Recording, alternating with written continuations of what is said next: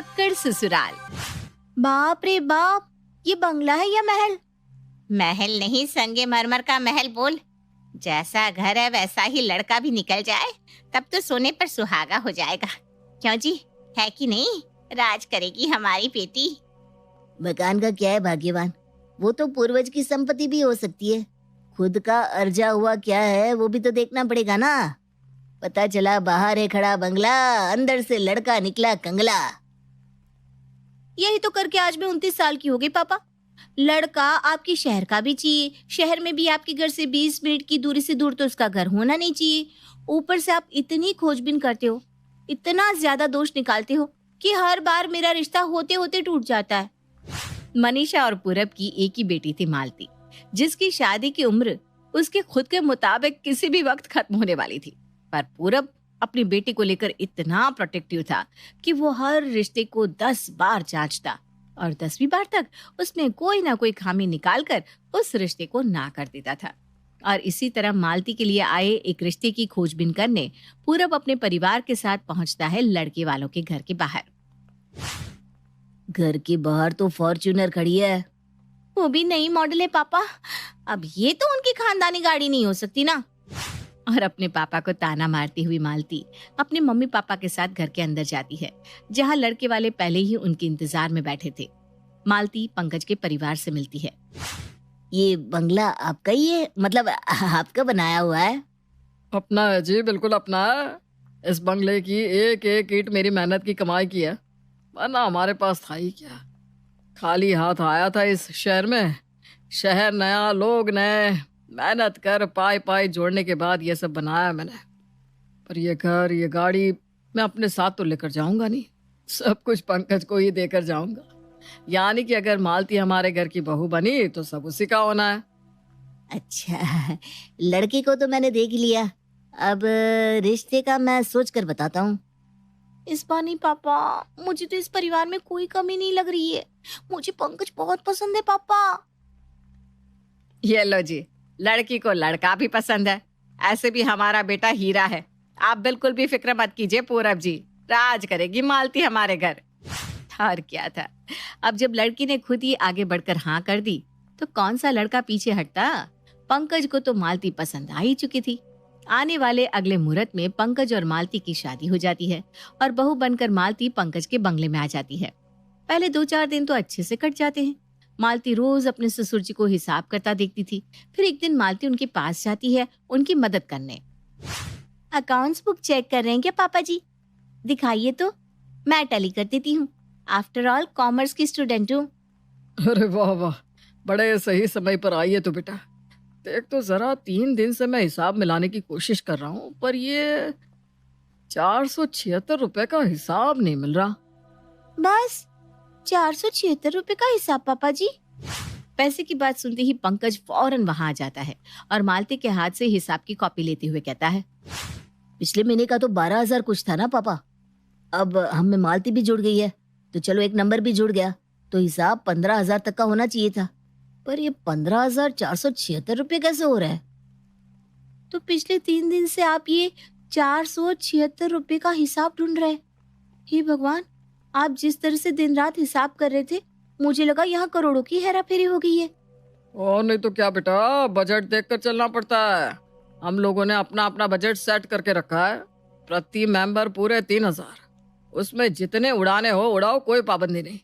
पर अगर खर्च उससे ऊपर चला जाए तो फिर जरा बजट देखते हुए इधर उधर से कटौती करनी पड़ती है।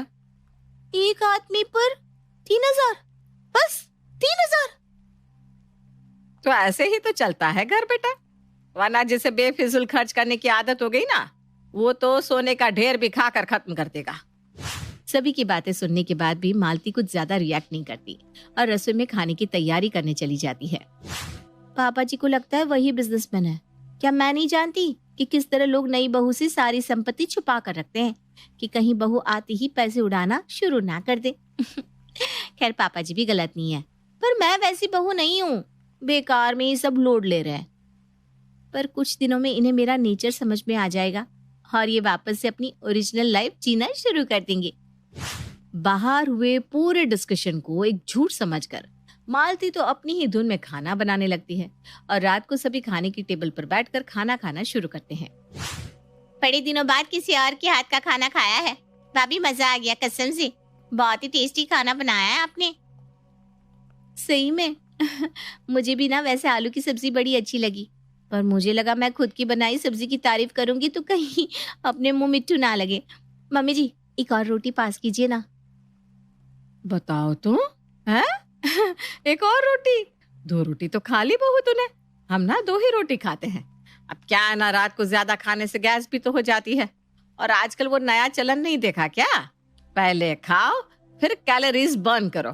तो मेरा तो मानना है कि कम ही खाओ, शरीर भी स्वस्थ रहेगा और पैसों की भी बचत हो जाएगी। वही तो मम्मी, हम लोग तो वैसे ही ज्यादा खाते। पहले के लोग जो कितने हेल्दी थे, सिर्फ 2 ही टाइम तो खाते थे। क्या नहीं भाभी, हाँ हमारे घर में यही नियम है। हे भगवान, मतलब सुबह वो सब दिखावा नहीं था? ये लोग तो अंदर से फक्कड़ निकले। मतलब बाहर खड़ी है गाड़ी और सास कबाड़ बेचकर खरीदती है साड़ी। अभी तो ये बस एक शुरुआत थी। मालती ने तो अपने ससुराल वालों की असली कंजूसी अब तक देखी ही नहीं थी। अगली सुबह अपनी सास से बचते हुए मालती मार्केट सब्जी लाने निकलती है। अरे रुक रुक बहू, मुझे भी सब्जी लाने जाना है। वैसे तू कहाँ जा रही है सुबह सुबह? वही तो सब्जी लाने मम्मी जी। अरे रुक रुक रुक, मैं चप्पल पहन कर आती हूँ, मैं भी चलती हूँ। तुझे ना आज सब्जी लेना सिखा दूंगी। तू नहीं जानती यहाँ के सब्जी वालों को, मैं साथ नहीं गई तो वो सब्जी वाला रमेश ना तुझे ठग ही लेगा। और ये बिना थैला लिए कौन सी सब्जी लाने जा रही थी? हैं? बेकार में एक थैली देने के लिए 5 रुपए मांग लेते हैं सब्जी वाले। और मालती के साथ पूजा भी चल देती है सब्जी मार्केट। यहाँ वहाँ सब्जियां छांटना शुरू कर देती है।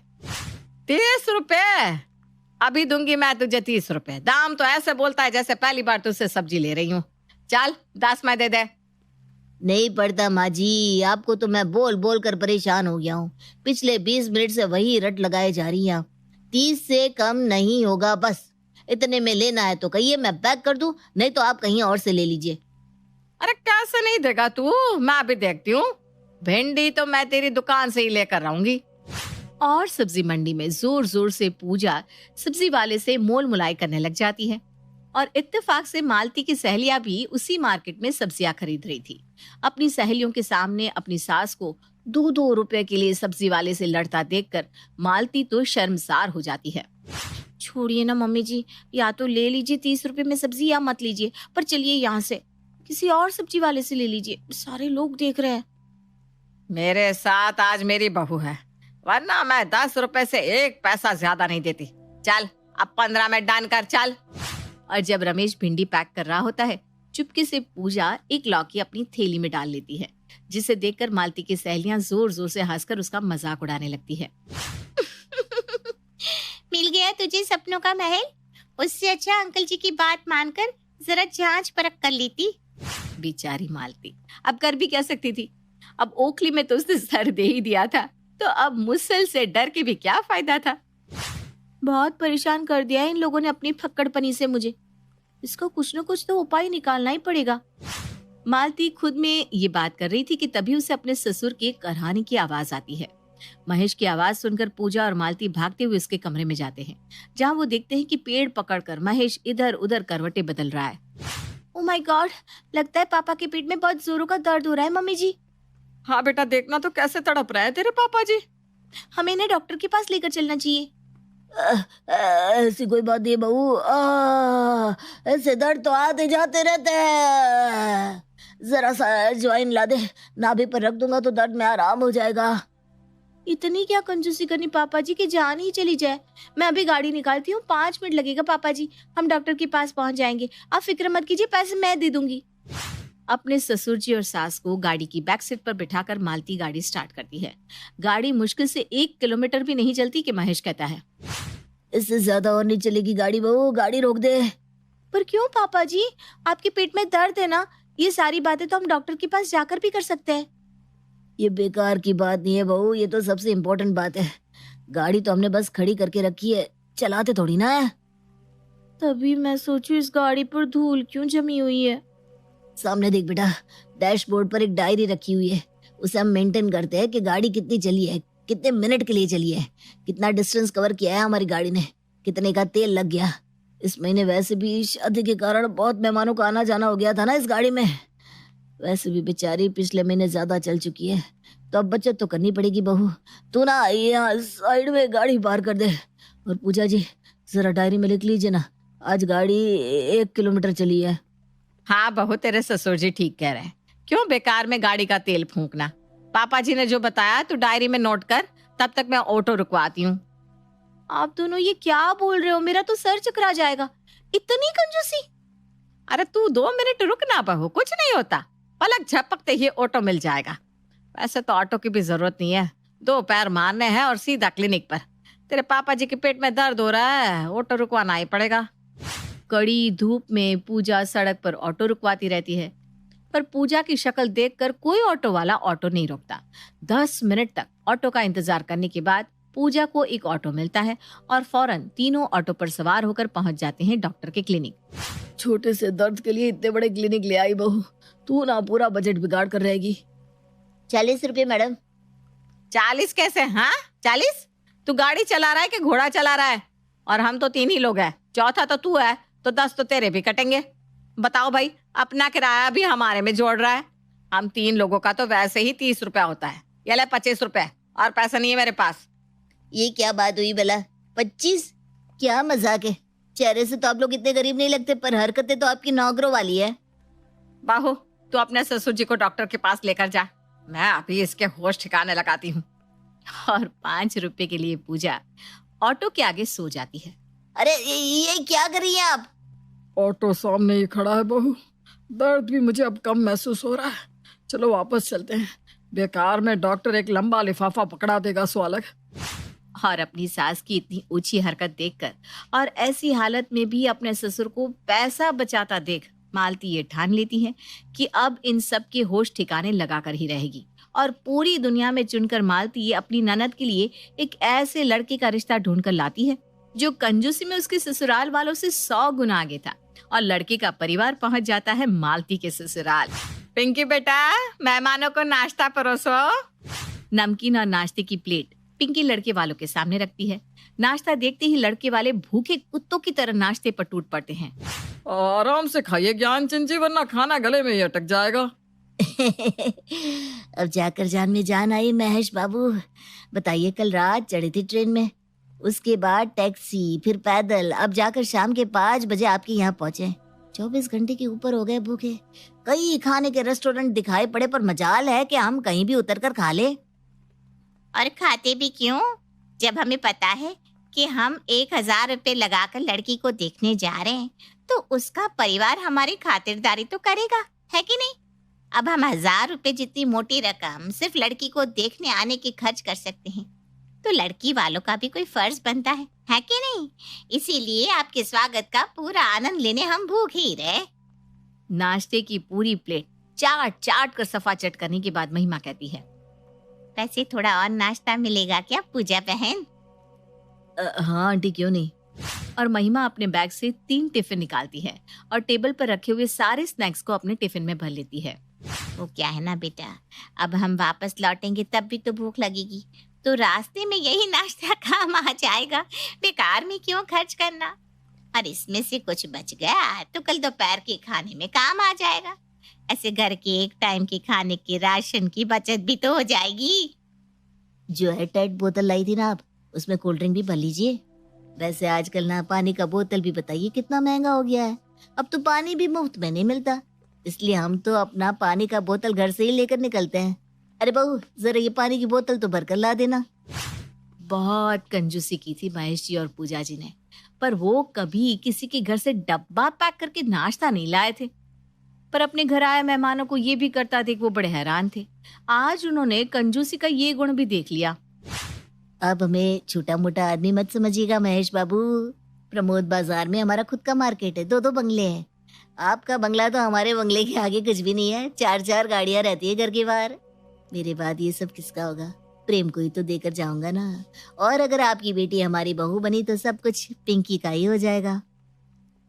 जब आपके पास इतनी संपत्ति है, फिर भाई साहब आप इतनी कंजूसी क्यों करते हैं? लो जी, कर लो बात। पैसे पेड़ पर थोड़ी ना होते महेश बाबू। इसी तरह कंजूसी कर करके तो मैंने अपने 2 बंगले बनाए हैं। अपने पूरे जीवन में कपड़ों पर एक पैसा नहीं गवाया मैंने। ये जो 3 पीस सूट पहन रखी है मैंने, मेरी शादी की है, वो भी ससुराल से आई थी मेरे। देखो, वैसे आपने हमारा लड़का देखा और उसके हाथ में शगुन के पैसे भी नहीं रखे हैं। वाह वाह, ये तो बेहद ही बेशर्म लोग हैं, सामने से ही कह देते हैं। लड़के वालों की तरफ से ये बात सुनने के बाद मिलनी के नाम के 1500 रुपए पूजा लड़के के हाथ में रखती है। 500, 1000, 1500, ये तो बस 1500 ही है आंटी। 500 और होंगे क्या आपके पास? वो क्या ना, ट्रेन का भाड़ा फिर टैक्सी का भाड़ा सब मिलाकर अब तक 1000 रुपए जितनी मोटी रकम तो लग चुकी है। अगर 500 और हो जाता ना तो हमारा आना जाना का किराया निकल जाता। अब इन लोगों को पता चलेगा कि इतने पैसे होने के बाद भी जो लोग कंजूसी करे उनके साथ रहना कैसे मुश्किल हो जाता है। ये सोच सोच कर मालती मन ही मन खुश हो रही थी। तभी महेश कहता है, रिश्ता पक्का है समधी जी। वैसे जिस हाथ से आपने 1500 लिए हैं उसी हाथ से 1500 वापस भी कर दीजिए। अब हमारी बेटी को भी तो मिलने के नाम का कुछ देते कि नहीं आप, हाँ? वैसे आज आपकी कंजूसी ने मेरा दिल जीत लिया भाई। समझ रही है ना बहू किस चीज में पीछे रह गए थे हम। इसी तरह कंजूसी करते रहते तो आज हमारे पास भी 2-2 बंगले होते हैं। पर कोई बात नहीं, अब इतने अच्छे रिश्तेदार बन गए हैं हमारे, अब यही हमें ट्रेनिंग भी दे देंगे। और मालती का पासा पड़ जाता है उल्टा। जिस फक्कड़ ससुराल वालों से वो बचना चाह रही थी, उससे भी महाफक्कड़ लोगों से उसके परिवार का रिश्ता जुड़ जाता है।